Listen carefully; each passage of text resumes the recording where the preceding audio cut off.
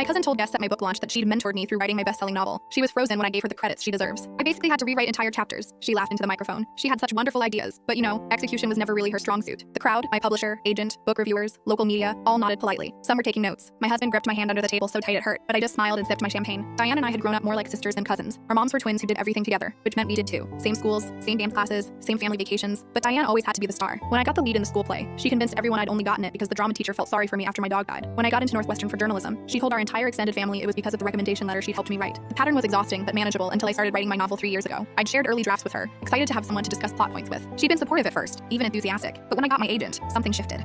Literary representation is so political these days, she'd said. It's all about checking boxes, not talent. When my book sold at auction for 6 figures, she actually laughed. Publishers throw money at anything they think will sell. Remember that dinosaur erotica trend? But the worst part wasn't her dismissiveness. It was what she started doing on social media, posting pictures of my manuscript pages with her handwritten notes in the margins, tweets about workshopping my cousin's little project. She even started a TikTok series called Helping My Cousin Become an Author, where she gave writing advice while implying I desperately needed it. My agent begged me to shut it down, but Diane was family. Our moms were already printing matching t-shirts that said, "My daughter niece wrote a book." How could I cause drama? So when Diane grabbed that microphone at my launch party, I wasn't surprised. I was actually relieved, because what Diane didn't know, what nobody except my husband knew, was that the novel she was taking credit for wasn't the novel that got published. 6 months ago, I'd written 2 complete manuscripts. The first was the one Diane had seen, had made notes on, had posted about endlessly. A coming-of-age story about 2 cousins navigating family expectations. Sweet, literary, probably would have done okay. The second manuscript I wrote in secret, at night, after Diane would leave from our writing sessions, where she'd spend 3 hours telling me everything wrong with my work. This one was a psychological thriller about a woman who discovers her best friend has been sabotaging her for years. I'd submitted it to my publisher under a different title just 2 weeks before we were supposed to go to print with the first book. My editor called me immediately. This is the book. This is what we're publishing. We changed everything in record time. New cover, new marketing campaign, new everything. The only people who knew were my husband, my editor, and my agent. The advanced reading copies that went out to reviewers, all the thriller, the book sitting in stores right now, the thriller. But Diane had been so busy posting about being my mentor, she'd never bothered to read the final version. The metaphor with the robin's nest in chapter 3, Diane was telling the crowd, that was my suggestion. Sometimes you just need someone with more life experience to add those layers of meaning. There was no robin's nest in my published book. There were no metaphors about family bonds or coming-of-age revelations. My book was about betrayal, gaslighting, and the sweet satisfaction of revenge served cold. A book reviewer from the Chicago Tribune raised her hand. That's fascinating, but I'm confused. The novel I reviewed was a thriller about toxic friendship, not the literary fiction you're describing. Diane's face froze. The reviewer continued, pulling out her phone. I'm reading the published version right now. There's no robin's nest. There's no chapter about cousins at the lake. This is a completely different book. My publicist, who'd been growing increasingly confused, grabbed a copy from the display table. She flipped through it, then looked at Diane. Have you actually read the published novel? The room went silent. Diane's mouth opened and closed like a fish. She looked at me desperately, but I was already standing up, walking to the podium. Thank you for that introduction, Diane, I said smoothly, taking the microphone. You're right that you were instrumental in my writing journey. Every single toxic, undermining thing the antagonist does in my thriller, I couldn't have written those scenes so authentically without your inspiring example. I turned to the crowd. My published novel, What Friends Are For, is about a woman who discovers her closest friend has been secretly sabotaging her success while taking credit for her achievements. They say write what you know, and well, I gestured to Diane. The character of Dana wasn't just inspired by my cousin. She was basically a documentary. So in a way, Diane, you're right. You did contribute to this book. You were my masterclass in manipulation. Someone in the back started clapping, then another. Soon the entire room was applauding while Diane stood there, her face cycling through every shade of red. Diane grabbed her purse and practically ran from the venue. The next morning, Diane's TikTok series was gone. Her posts about mentoring me were deleted, but screenshots live forever, and publishing Twitter had already turned her into a meme.